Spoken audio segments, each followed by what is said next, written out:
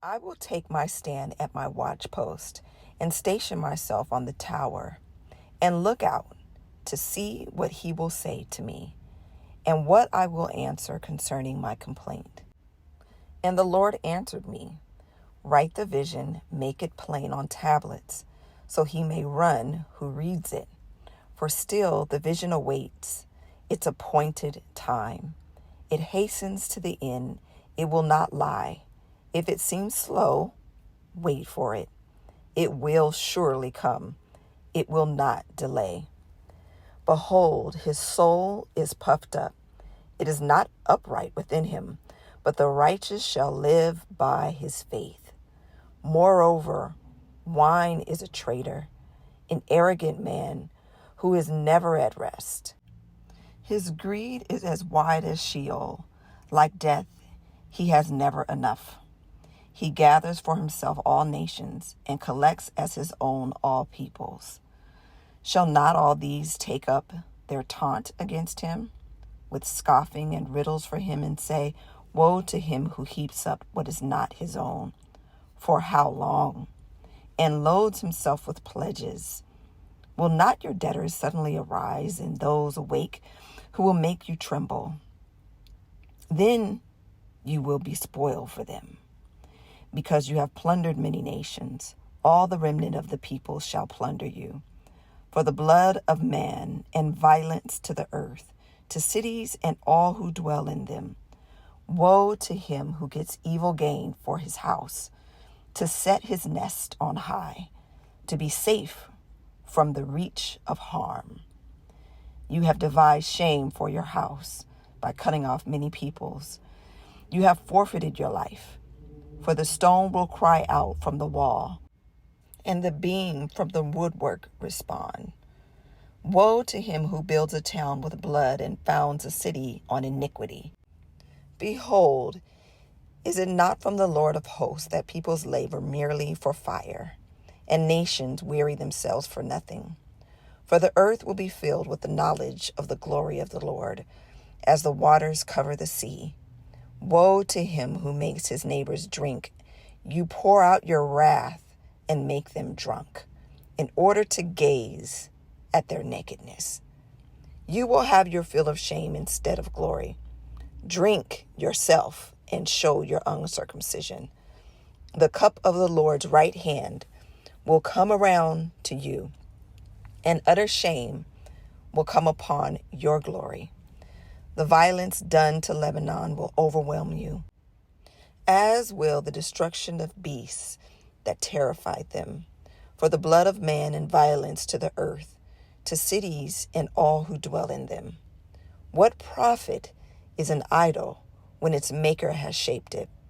A metal image, a teacher of lies. For its maker trusts in his own creation when he makes speechless idols.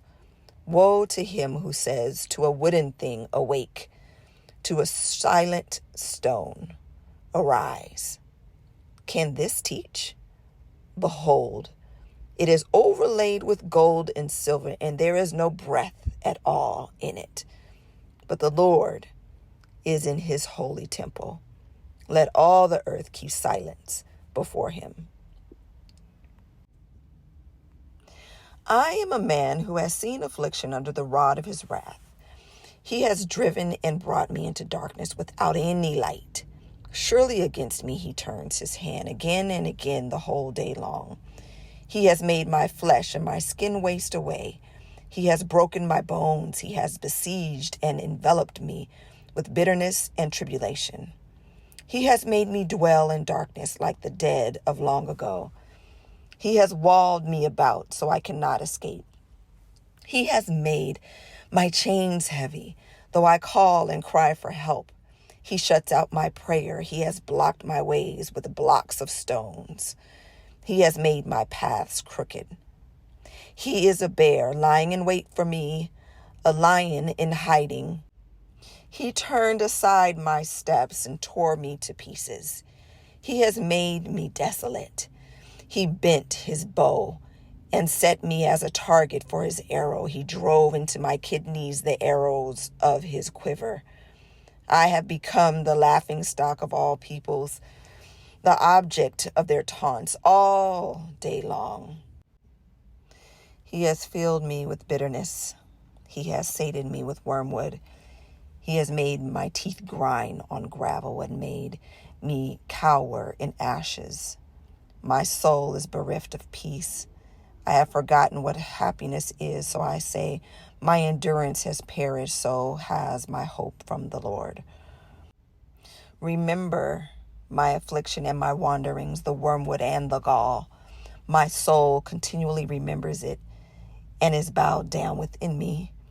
But this I call to mind, and therefore I have hope. The steadfast love of the Lord never ceases. His mercies never come to an end. They are new every morning. Great is your faithfulness. The Lord is my portion, says my soul, therefore I will hope in him. The Lord is good to those who wait for him. To the soul who seeks him, it is good that one should wait quietly for the salvation of the Lord. It is good for a man that he bear the yoke in his youth. Let him sit alone in silence when it is laid on him. Let him put his mouth in the dust. There may yet be hope. Let him give his cheek to the one who strikes, and let him be filled with insults. For the Lord will not cast off forever. But though he cause grief, he will have compassion according to the abundance of his steadfast love. For he does not afflict from his heart or grieve the children of men, to crush underfoot all the prisoners of the earth, to deny a man justice in the presence of the Most High, to subvert a man in his lawsuit, the Lord does not approve. Who has spoken and it came to pass unless the Lord has commanded it? Is it not from the mouth of the Most High that good and bad come? Why should a living man complain, a man about the punishment of his sins? Let us test and examine our ways and return to the Lord. Let us lift up our hearts and hands to God in heaven. We have transgressed and rebelled, and you have not forgiven. You have wrapped yourself with anger and pursued us, killing without pity. You have wrapped yourself with a cloud so that no prayer can pass through. You have made us scum and garbage among the peoples.